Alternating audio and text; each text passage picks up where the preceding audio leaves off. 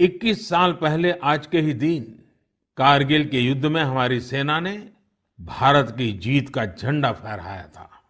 साथियों, कारगिल का युद्ध जिन परिस्थितियों में हुआ था, वो भारत कभी नहीं भूल सकता। पाकिस्तान ने बड़े बड़े मंसूबे पालकर भारत की भूमि हथियाने और अपने यहाँ चल रहे आंतरिक कलह से ध्यान भटकाने को लेकर दुस्साहस किया था। भारत तब पाकिस्तान से अच्छे संबंधों के लिए प्रयासरत था, लेकिन कहा जाता है ना, बैरू अकारन सब काहू सौ, जो कर हित अनहित ताहू सौ। यानी दुष्ट का स्वभाव ही होता है हर किसी से बिना वजह दुश्मनी करना।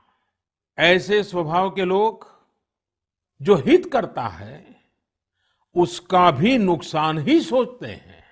इसलिए भारत की मित्रता के जवाब में पाकिस्तान द्वारा पीठ में छुरा घोंपने की कोशिश हुई थी, लेकिन उसके बाद भारत की वीर सेना ने जो पराक्रम दिखाया, भारत ने अपनी जो ताकत दिखाई, उसे पूरी दुनिया ने देखा। आप कल्पना कर सकते हैं, ऊंचे पहाड़ों पर बैठा हुआ दुश्मन और नीचे से लड़ रही हमारी सेनाएं, हमारे वीर जवान। लेकिन जीत पहाड़ की ऊंचाई की नहीं, भारत की सेनाओं के ऊंचे हौसले और सच्ची वीरता की हुई। साथियों, उस समय मुझे भी करगिल जाने और हमारे जवानों की वीरता के दर्शन का सौभाग्य मिला। वो दिन मेरे जीवन के सबसे अनमोल क्षणों में से एक है। मैं देख रहा हूं कि आज देश भर में लोग कारगिल विजय को याद कर रहे हैं। सोशल मीडिया पर एक हैशटैग करेज इन करगिल के साथ लोग अपने वीरों को नमन कर रहे हैं। जो शहीद हुए हैं उन्हें श्रद्धांजलि दे रहे हैं। मैं आज सभी देशवासियों की तरफ से हमारे इन वीर जवानों के साथ साथ उन वीर माताओं को भी नमन करता हूं, जिन्होंने मां भारती के सच्चे सपूतों को जन्म दिया। मेरा देश के नौजवानों से आग्रह है कि आज दिन भर कारगिल विजय से जुड़े हमारे जाबाजों की कहानियां, वीर माताओं के त्याग के बारे में एक दूसरे को बताएं, शेयर करें। मैं साथियों आपसे एक आग्रह करता हूं। आज एक वेबसाइट है www.gallantryawards.gov.in। आप उसको जरूर विजिट करें। वहां आपको हमारे वीर पराक्रमी योद्धाओं के बारे में, उनके पराक्रम के बारे में बहुत सारी जानकारियां प्राप्त होगी। और वो जानकारियां जब आप अपने साथियों के साथ चर्चा करेंगे, उनके लिए भी प्रेरणा का कारण बनेगी। आप जरूर इस वेबसाइट को विजिट कीजिए, और मैं तो कहूंगा बार बार कीजिए। साथियों, कारगिल युद्ध के समय अटल जी ने लाल किले से जो कहा था, वो आज भी हम सभी के लिए बहुत प्रासंगिक है। अटल जी ने तब देश को गांधी जी के एक मंत्र की याद दिलाई थी। महात्मा गांधी का मंत्र था कि यदि किसी को कभी कोई दुविधा हो कि उसे क्या करना क्या न करना, तो उसे भारत के सबसे गरीब और असहाय व्यक्ति के बारे में सोचना चाहिए। उसे ये सोचना चाहिए कि जो वो करने जा रहा है, उससे उस व्यक्ति की भलाई होगी या नहीं होगी। गांधी जी के इस विचार से आगे बढ़कर अटल जी ने कहा था कि करगिल युद्ध ने हमें एक दूसरा मंत्र दिया है। ये मंत्र था, कोई महत्वपूर्ण निर्णय लेने से पहले हम ये सोचें कि क्या हमारा ये कदम उस सैनिक के सम्मान के अनुरूप है जिसने उन दुर्गम पहाड़ियों में अपने प्राणों की आहुति दी थी। आइए अटल जी की आवाज में ही उनकी इस भावना को हम सुने, समझे, और समय की मांग है कि उसे स्वीकार करें। हम सभी को याद है कि गांधी जी ने हमें एक मंत्र दिया था। उन्होंने कहा था कि यदि कोई दुविधा हो कि तुम्हें क्या करना है, तो तुम भारत के उस सबसे असहाय व्यक्ति के बारे में सोचो और स्वयं से पूछो कि क्या तुम जो करने जा रहे हो उससे उस व्यक्ति की भलाई होगी। कारगिल ने हमें दूसरा मंत्र दिया है, कोई महत्वपूर्ण निर्णय लेने से पहले हम ये सोचें कि क्या हमारा ये कदम उस सैनिक के सम्मान के अनुरूप है जिसने उन दुर्गम पहाड़ियों में अपने प्राणों की आहुति दी थी। साथियों, युद्ध की परिस्थिति में हम जो बात कहते हैं, करते हैं, उसका सीमा पर डटे सैनिक के मनोबल पर, उसके परिवार के मनोबल पर बहुत गहरा असर पड़ता है। ये बात हमें कभी भूलनी नहीं चाहिए और इसलिए हमारा आचार, हमारा व्यवहार, हमारी वाणी, हमारे बयान, हमारी मर्यादा, हमारे लक्ष्य, सभी कसौटी में ये जरूर रहना चाहिए कि हम जो कर रहे हैं, कह रहे हैं, उससे सैनिकों का मनोबल बढ़े, उनका सम्मान बढ़े। राष्ट्र सर्वोपरि का मंत्र लिए एकता के सूत्र में बंधे देशवासी हमारे सैनिकों की ताकत को कई हजार गुना बढ़ा देते हैं। हमारे यहाँ तो कहा गया है ना, संगे शक्ति कलौ युगे। कभी कभी हम इस बात को समझे बिना सोशल मीडिया पर ऐसी चीजों को बढ़ावा दे देते हैं जो हमारे देश का बहुत नुकसान करती है। कभी कभी जिज्ञासावत फॉरवर्ड करते रहते हैं, पता है गलत है लेकिन करते रहते हैं। आजकल युद्ध केवल सीमाओं पर ही नहीं लड़े जाते हैं, देश में भी कई मोर्चों पर एक साथ लड़ा जाता है और हर एक देशवासी को उसमें अपनी भूमिका तय करनी होती है। हमें भी अपनी भूमिका देश की सीमा पर दुर्गम परिस्थितियों में लड़ रहे सैनिकों को याद करते हुए तय करनी होगी। मेरे प्यारे देशवासियों, पिछले कुछ महीनों से पूरे देश ने एकजुट होकर जिस तरह कोरोना से मुकाबला किया है, उसने अनेक आशंकाओं को गलत साबित कर दिया है। आज हमारे देश में रिकवरी रेट अन्य देशों के मुकाबले बेहतर है। साथ ही हमारे देश में कोरोना से मृत्यु दर भी दुनिया के ज्यादातर देशों से काफी कम है। निश्चित रूप से एक भी व्यक्ति को खोना दुखद है, लेकिन भारत अपने लाखों देशवासियों का जीवन बचाने में सफल भी रहा है। लेकिन साथियों, कोरोना का खतरा टला नहीं है। कई स्थानों पर यह तेजी से फैल रहा है। हमें बहुत ही ज्यादा सतर्क रहने की जरूरत है। हमें ये ध्यान रखना है कि कोरोना अब भी उतना ही घातक है जितना शुरू में था।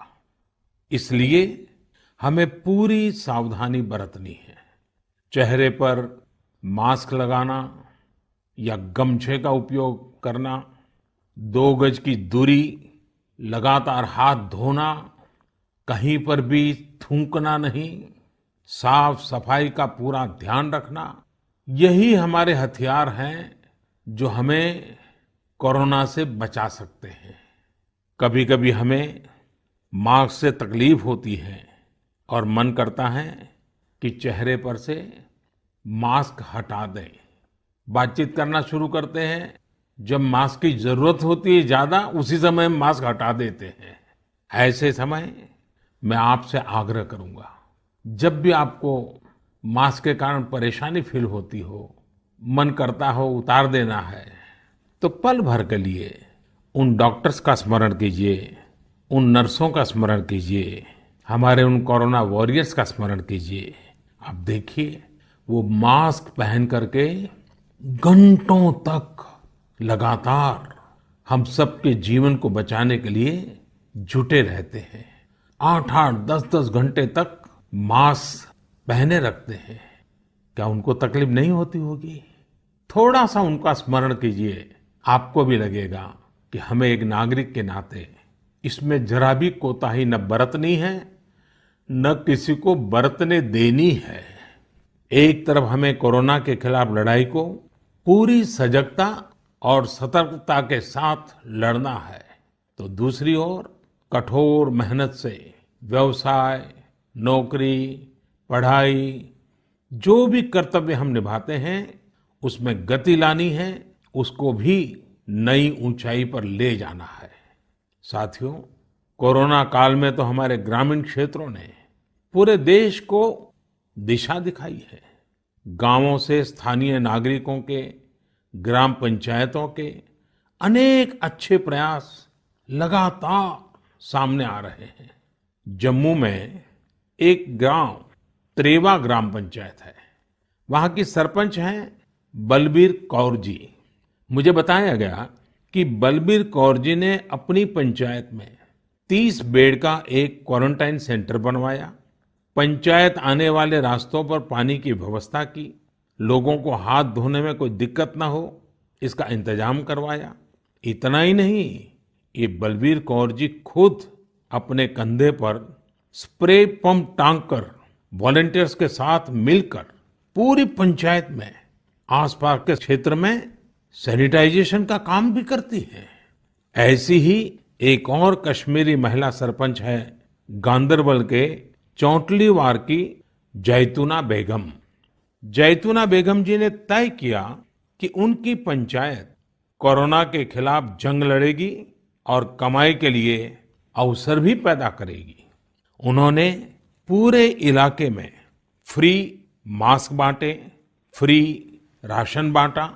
साथ ही उन्होंने लोगों को फसलों के बीज और सेब के पौधे भी दिए ताकि लोगों को खेती में, बागवानी में दिक्कत ना आए। साथियों, कश्मीर से एक और प्रेरक घटना है। यहाँ अनंतनाग में म्युनिसिपल प्रेसिडेंट है श्रीमान मोहम्मद इकबाल। उन्हें अपने इलाके में सैनिटाइजेशन के लिए स्प्रेयर की जरूरत थी। उन्होंने जानकारी जुटाई तो पता चला कि मशीन दूसरे शहर से लानी पड़ेगी और कीमत भी होगी 6 लाख रुपए।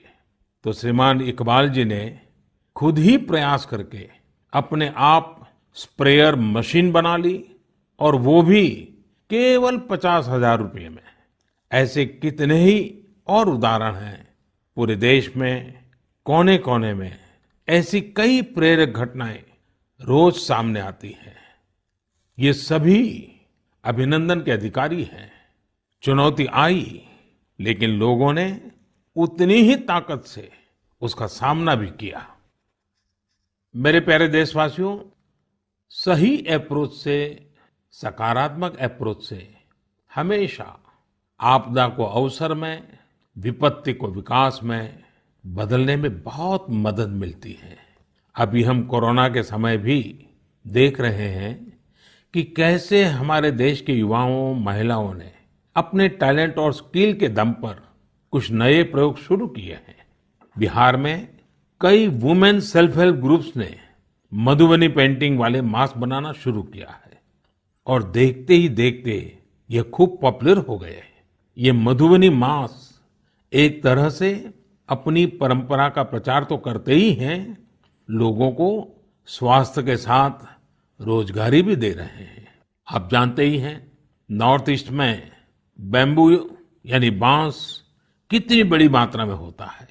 अब इसी बांस से त्रिपुरा, मणिपुर, असम के कारीगरों ने हाई क्वालिटी की पानी की बोतल और टिफिन बॉक्स बनाना शुरू किया है बाम्बू से। आप अगर इनकी क्वालिटी देखेंगे तो भरोसा नहीं होगा कि बांस की बोतलें भी इतनी शानदार हो सकती हैं। और फिर ये बोतलें इको फ्रेंडली भी हैं। इन्हें जब बनाते हैं तो बांस को पहले नीम और दूसरे औषधीय पौधों के साथ उबाला जाता है। इससे इनमें औषधीय गुण भी आते हैं। छोटे छोटे स्थानीय प्रोडक्ट से कैसे बड़ी सफलता मिलती है, इसका एक उदाहरण झारखंड से भी मिलता है। झारखंड के बिशुनपुर में इन दिनों 30 से ज्यादा समूह मिलकर के लेमन ग्रास की खेती कर रहे हैं।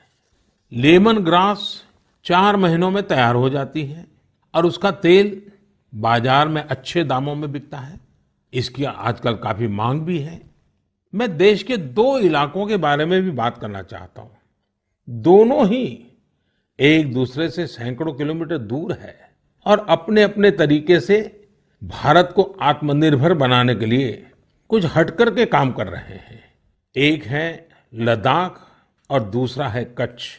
लेह और लद्दाख का नाम सामने आते ही खूबसूरत वादियां और ऊंचे ऊंचे पहाड़ों के दृश्य हमारे सामने आ जाते हैं। ताजी हवा के झोंके महसूस होने लगते हैं। वहीं कच्छ का जिक्र होते ही रेगिस्तान, दूर दूर तक रेगिस्तान, कहीं पेड़ पौधा भी नजर ना आए, ये सब हमारे सामने आ जाता है।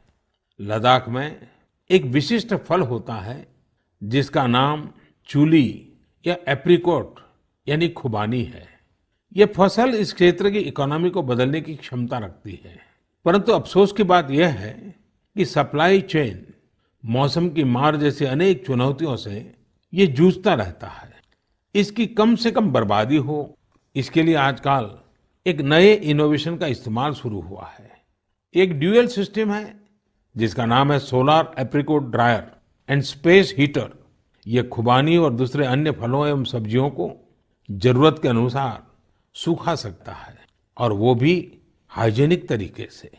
पहले जब खुबानी को खेतों के पास सुखाते थे तो इससे बर्बादी तो होती ही थी, साथ ही धूल और बारिश के पानी की वजह से फलों की क्वालिटी भी प्रभावित होती थी।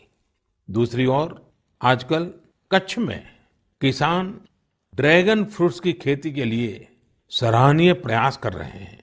बहुत से लोग जब सुनते हैं तो उन्हें आश्चर्य होता है, कच्छ और ड्रैगन फ्रूट्स, लेकिन वहां आज कई किसान इस कार्य में जुटे हैं।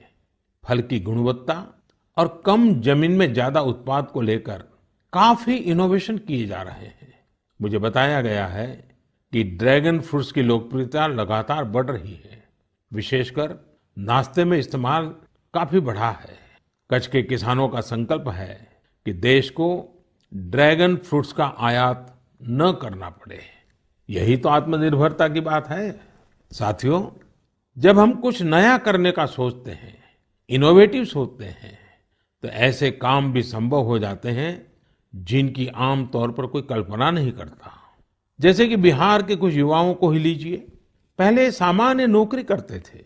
एक दिन उन्होंने तय किया कि वो मोती यानी पर्ल्स की खेती करेंगे। उनके क्षेत्र में लोगों को इस बारे में बहुत पता नहीं था, लेकिन इन लोगों ने पहले सारी जानकारी जुटाई, जयपुर और भुवनेश्वर जाकर ट्रेनिंग ली और अपने गांव में ही मोती की खेती शुरू कर दी। आज ये स्वयं तो इससे काफी कमाई कर ही रहे हैं। उन्होंने मुजफ्फरपुर, बेगूसराय और पटना में अन्य राज्यों से लौटे प्रवासी मजदूरों को इसकी ट्रेनिंग देनी भी शुरू कर दी है। कितने ही लोगों के लिए इससे आत्मनिर्भरता के रास्ते खुल गए हैं। साथियों, अभी कुछ दिन बाद रक्षाबंधन का पावन पर्व आ रहा है। मैं इन दिनों देख रहा हूं कि कई लोग और संस्थाएं इस बार रक्षाबंधन को अलग तरीके से मनाने का अभियान चला रहे हैं।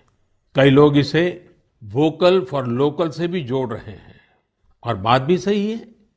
हमारे पर्व हमारे समाज के, हमारे घर के पास ही किसी व्यक्ति का व्यापार बढ़े, उसका भी पर्व खुशहाल हो, तब पर्व का आनंद कुछ और ही हो जाता है। सभी देशवासियों को रक्षाबंधन की बहुत बहुत शुभकामनाएं। साथियों, 7 अगस्त को नेशनल हैंडलूम डे है। भारत का हैंडलूम, हमारा हैंडीक्राफ्ट अपने आप में सैकड़ों वर्षों का गौरवमयी इतिहास समेटे हुए है। हम सभी का प्रयास होना चाहिए कि न सिर्फ भारतीय हैंडलूम और हैंडीक्राफ्ट का ज्यादा से ज्यादा उपयोग करें, बल्कि इसके बारे में हमें ज्यादा से ज्यादा लोगों को बताना भी चाहिए। भारत का हैंडलूम और हैंडीक्राफ्ट कितना रिच है, इसमें कितनी विविधता है, ये दुनिया जितना ज्यादा जानेगी उतना ही हमारे लोकल कारीगरों और बुनकरों को लाभ होगा। साथियों, विशेषकर मेरे युवा साथियों, हमारा देश बदल रहा है। कैसे बदल रहा है, कितनी तेजी से बदल रहा है, कैसे कैसे क्षेत्रों में बदल रहा है। एक सकारात्मक सोच के साथ अगर निगाह डालें तो हम खुद अचंभित रह जाएंगे।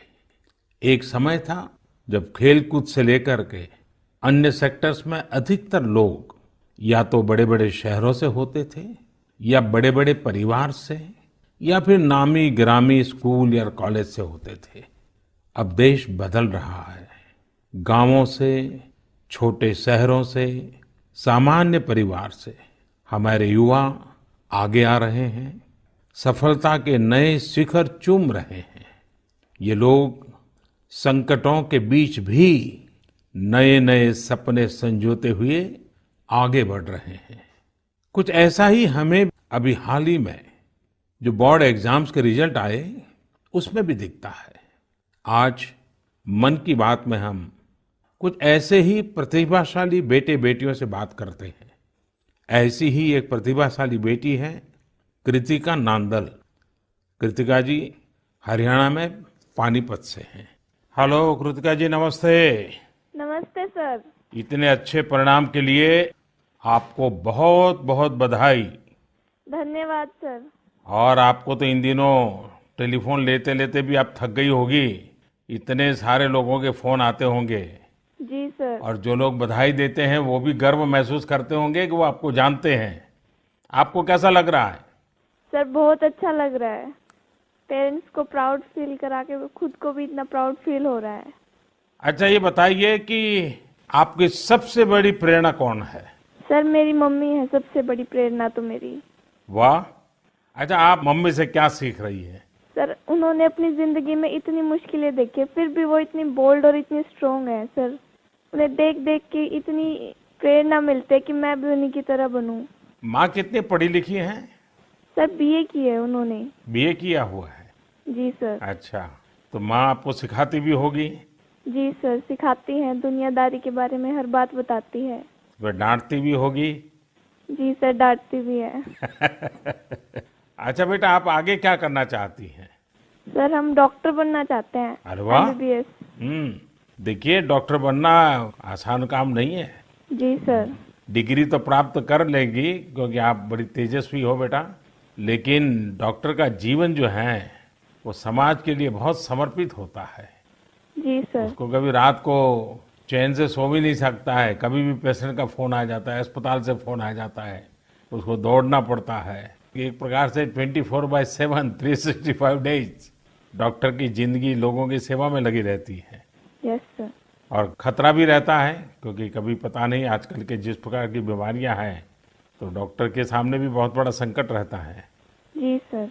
अच्छा कृतिका, हरियाणा तो खेलकूद में पूरे हिंदुस्तान के लिए हमेशा ही प्रेरणा देने वाला, प्रोत्साहन देने वाला राज्य रहा है। हाँ जी सर। तो आप भी तो कुछ खेलकूद में भाग लेती हैं क्या? कुछ खेलकूद पसंद है क्या आपको? सर बास्केटबॉल खेलते थे स्कूल में थे जब। अच्छा, आपकी ऊंचाई कितनी है? ज्यादा है ऊंचाई? नहीं सर, 5'2" की है। अच्छा, तो फिर तुम्हारे खेल में पसंद करते हैं? सर वो तो बस पैशन है, खेल लेते हैं। अच्छा अच्छा। चलिए कृतिका जी, आपके माता जी को मेरी तरफ से प्रणाम कहिए। उन्होंने आपको इस प्रकार के योग्य बनाया, आपके जीवन को बनाया। आपकी माता जी को प्रणाम और आपको बहुत बहुत बधाई, बहुत बहुत शुभकामनाएं। धन्यवाद सर। आइए अब हम चलते हैं केरला, एर्नाकुलम। केरला के नौजवान से बात करेंगे। हेलो। हेलो सर, नमस्कार। So Vinayak, congratulations. Thank you sir. शाबाश विनायक, शाबाश। थैंक तो यू हाउ इज द जोश? Hi sir. Do you play any sport? Badminton. Badminton yes. in a school, or you had any chance to take a training? No, in school we have already get some training Mm-hmm. From our teachers, Ah, so thus and we get an opportunity to participate outside wow. from the school itself. How many states you have visited? I have visited only Kerala and Tamil Nadu. Only Kerala and Tamil Nadu. Yes. So would you like to visit Delhi? Yes sir, now I am applying Delhi University for my Uh-huh. higher studies. Wow, so you are coming to Delhi. Yes sir. Hmm. Tell me, do you have any message for fellow students who will give board exams in future? Hard work and proper time utilization. So a perfect time management. Yes sir. So Vinayak, I would like to know your hobbies. First of all, badminton, Mm-hmm. and then reading. Mm-hmm. So are you active on social media? No, we are not allowed to use any electronic items or gadgets in the school. So you are lucky. Yes sir. Well, Vinayak, congratulations again and wish you all the best. Thank you sir. आइए हम उत्तर प्रदेश चलते हैं। उत्तर प्रदेश में अमरोहा के श्रीमान उस्मान सैफी से बात करेंगे। हेलो उस्मान, बहुत बहुत बधाई, आपको ढेरों ढेरों बधाई। Thank you sir. अच्छा, अब उस्मान बताइए कि आपने जो चाहा था वही रिजल्ट मिला कि कुछ कम आया? नहीं, जो चाहा था वही मिला है। मेरे पेरेंट्स भी बहुत खुश हैं। वाह अच्छा, परिवार में और भाई भी बहुत इतने ही तेजस्वी हैं कि घर में आप ही हैं जो इतने तेजस्वी हैं? सिर्फ मैं ही हूँ। मेरा भाई वो थोड़ा सा शरारती है, हाँ। बाकी मुझे लेकर बहुत खुश रहता है। अच्छा अच्छा अच्छा, आप जब पढ़ रहे थे तो उस्मान आपका पसंदीदा विषय क्या था? मैथमेटिक्स। अरे वाह, तो मैथमेटिक्स में क्या रुचि रहती थी, कैसे हुआ, किस टीचर ने आपको प्रेरित किया? जी, हमारे एक सब्जेक्ट टीचर रजत सर, हम्म। उन्होंने मुझे प्रेरणा दी और वो बहुत अच्छा पढ़ाते हैं और मैथमेटिक्स शुरू से ही मेरा अच्छा रहा है और वो काफ़ी इंटरेस्टिंग सब्जेक्ट भी है। हम्म। तो जितना ज़्यादा करते हैं उतना ज़्यादा इंटरेस्ट आता है, तो इसलिए मेरा फेवरेट सब्जेक्ट। हम्म। आपको मालूम है एक ऑनलाइन वैदिक मैथमेटिक्स के क्लासेस चलते हैं? Yes sir. हाँ, कभी ट्राई किया है इसका?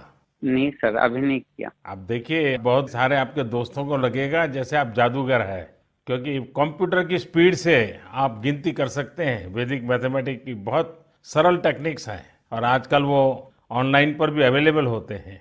जी सर। क्योंकि आपकी मैथमेटिक्स में इंटरेस्ट है तो बहुत सी नई नई चीजें भी आप दे सकते हैं। जी सर। अच्छा उस्मान, आप खाली समय में क्या करते हैं? खाली समय में सर कुछ ना कुछ लिखता रहता हूँ मैं।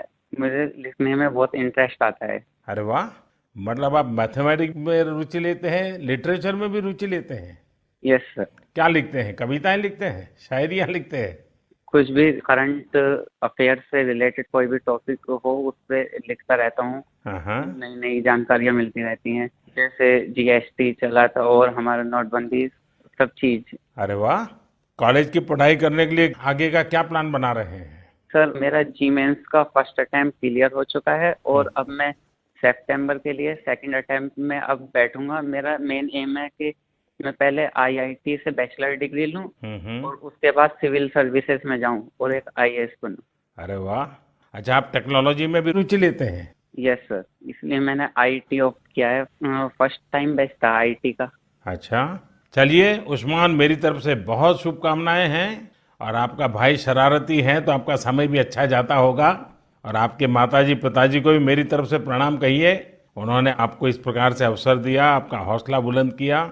और ये मुझे अच्छा लगा कि आप पढ़ाई के साथ साथ करंट इश्यूज पर अध्ययन भी करते हैं और लिखते भी हैं। देखिए, लिखने का फायदा ये होता है कि आपके विचार में शार्पनेस आती है। बहुत बहुत अच्छा फायदा होता है लिखने से। तो बहुत बहुत बधाई मेरी तरफ से। Thank you sir. आइए चलिए फिर एकदम से नीचे साउथ में चले जाते हैं, तमिलनाडु। नामक्कल से बेटी कनिका से बात करेंगे। और कनिका की बात तो बहुत ही इंस्पिरेशनल है। कनिका जी, वणक्कम। वणक्कम sir. How are you? Fine sir. First of all, I would like to congratulate you for your great success. Thank you sir. When I hear of Namakkal, I think of the Anjaneya temple. Yes sir. Now I will also remember my interaction with you. Yes sir. So, congratulations again. Thank you sir. You would have worked very hard for exams. How was your experience while preparing? I was working hard from the start, so I didn't expect this result, but I have written well, so I will get a good result. What were your expectation? 485 or 486, like that I thought, sir. And now? 490. So, what is the reaction of your family members and your teachers? They were so happy and they were so proud, sir. Which was your favorite subject? Mathematics. Oh, and what are your future plans? I am going to become a doctor, if possible, in AFMC, sir. Mm-hmm. And your family members are also in a medical profession or somewhere else? Oh, sir, my father is a driver, but my sister is studying MBBS, sir. Arre wow. So first of all, I will do the pranam to your father, who is taking lot of care of your sister and yourself. It's a great service he is doing. Yes, sir. And it's an inspiration for all. Yes, sir. So my congratulations to you, your sister and your father and your family. Thank you, sir. साथियों, ऐसे और भी कितने युवा दोस्त हैं, कठिन परिस्थितियों में भी जिनके हौसले की, जिनकी सफलता की कहानियां हमें प्रेरित करती हैं। मेरा मन था कि ज्यादा से ज्यादा युवा साथियों से बात करने का मौका मिले, लेकिन समय की भी कुछ मर्यादाएं रहती हैं। मैं सभी युवा साथियों को यह आग्रह करूंगा कि वो अपनी कहानी, अपनी जुबानी जो देश को प्रेरित कर सके, वो हम सबके साथ जरूर साझा करें। मेरे प्यारे देशवासियों, 7 समंदर पार भारत से हजारों मील दूर एक छोटा सा देश है जिसका नाम है सूरीनाम। भारत के सूरीनाम के साथ बहुत ही करीबी संबंध है। 100 साल से भी ज्यादा समय पहले भारत से लोग वहां गए और उसे ही अपना घर बना लिया। आज चौथी, 5वीं पीढ़ी वहां पर है। आज सूरीनाम में 1/4 से अधिक लोग भारतीय मूल के हैं। क्या आप जानते हैं, वहां की आम भाषाओं में से एक सरनामी भी भोजपुरी की ही एक बोली है। इन सांस्कृतिक संबंधों को लेकर हम भारतीय काफी गर्व महसूस करते हैं। हाल ही में श्री चंद्रिका प्रसाद संतोखी सूरीनाम के नए राष्ट्रपति बने हैं। वे भारत के मित्र हैं और उन्होंने साल 2018 में आयोजित person of Indian origin PIO parliamentary conference में भी हिस्सा लिया था। श्री चंद्रिका प्रसाद संतोखी जी ने शपथ की शुरुआत वेद मंत्रों के साथ की। वे संस्कृत में बोले, उन्होंने वेदों का उल्लेख किया और ओम शांति शांति शांति के साथ अपनी शपथ पूर्ण करी। अपने हाथ में वेद लेकर वे बोले, मैं चंद्रिका प्रसाद संतोखी। और आगे उन्होंने शपथ में क्या कहा, उन्होंने वेद का ही एक मंत्र का उच्चारण किया। उन्होंने कहा, ओम अग्ने व्रतपते व्रतम चरिष्यामि तच्छकेयम तन्मे रद्यताम इदमहम नुतात सत्यमुपैमि। यानी, हे अग्नि, संकल्प के देवता, मैं एक प्रतिज्ञा कर रहा हूं, मुझे इसके लिए शक्ति और सामर्थ्य प्रदान करें। मुझे असत्य से दूर रहने और सत्य की ओर जाने का आशीर्वाद प्रदान करें। सच में यह हम सभी के लिए गौरवान्वित होने वाली बात है। मैं श्री चंद्रिका प्रसाद संतोखी को बधाई देता हूं और अपने राष्ट्र की सेवा करने के लिए 130 करोड़ भारतीयों की ओर से उन्हें शुभकामनाएं देता हूं। मेरे प्यारे देशवासियों, इस समय बारिश का मौसम भी है। पिछली बार भी मैंने आपसे कहा था कि बरसात में गंदगी और उनसे होने वाली बीमारियों का खतरा बढ़ जाता है, अस्पतालों में भीड़ भी बढ़ जाती है। इसलिए आप साफ सफाई पर बहुत ज्यादा ध्यान दें। इम्यूनिटी बढ़ाने वाली चीजें, आयुर्वेदिक काढ़ा वगैरह लेते रहें। कोरोना संक्रमण के समय में हम अन्य बीमारियों से दूर रहें, हमें अस्पताल के चक्कर न लगाने पड़े, इसका पूरा ख्याल रखना होगा।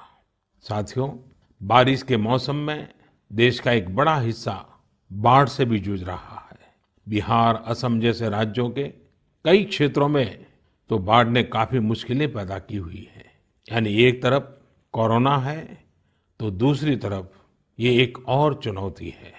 ऐसे में सभी सरकारें, NDRF की टीमें, राज्य की आपदा नियंत्रण टीमें, स्वयंसेवी संस्थाएं सब एक साथ मिलकर जुटे हुए हैं। हर तरह से राहत और बचाव के काम कर रहे हैं। इस आपदा से प्रभावित सभी लोगों के साथ पूरा देश खड़ा है। साथियों, अगली बार जब हम मन की बात में मिलेंगे, उसके पहले ही 15 अगस्त भी आने वाला है। इस बार 15 अगस्त भी अलग परिस्थितियों में होगा। कोरोना महामारी की इस आपदा के बीच होगा। मेरा अपने युवाओं से, सभी देशवासियों से अनुरोध है कि हम स्वतंत्रता दिवस पर महामारी से आजादी का संकल्प लें, आत्मनिर्भर भारत का संकल्प लें, कुछ नया सीखने और सिखाने का संकल्प लें, अपने कर्तव्यों के पालन का संकल्प लें। हमारा देश आज जिस ऊंचाई पर है, वो कई ऐसी महान विभूतियों की तपस्या की वजह से हैं जिन्होंने राष्ट्र निर्माण के लिए अपना जीवन समर्पित कर दिया। उन्हीं महान विभूतियों में से एक है लोकमान्य तिलक। 1 अगस्त 2020 को लोकमान्य तिलक जी की 100वीं पुण्यतिथि है। लोकमान्य तिलक जी का जीवन हम सभी के लिए बहुत बड़ी प्रेरणा है, हम सभी को बहुत कुछ सिखाता है। अगली बार जब हम मिलेंगे तो फिर ढेर सारी बातें करेंगे, मिलकर कुछ नया सीखेंगे और सबके साथ साझा करेंगे। आप सब अपना ख्याल रखिए, अपने परिवार का ख्याल रखिए और स्वस्थ रहिए। सभी देशवासियों को आने वाले सभी पर्वों की बहुत बहुत शुभकामनाएं। बहुत बहुत धन्यवाद।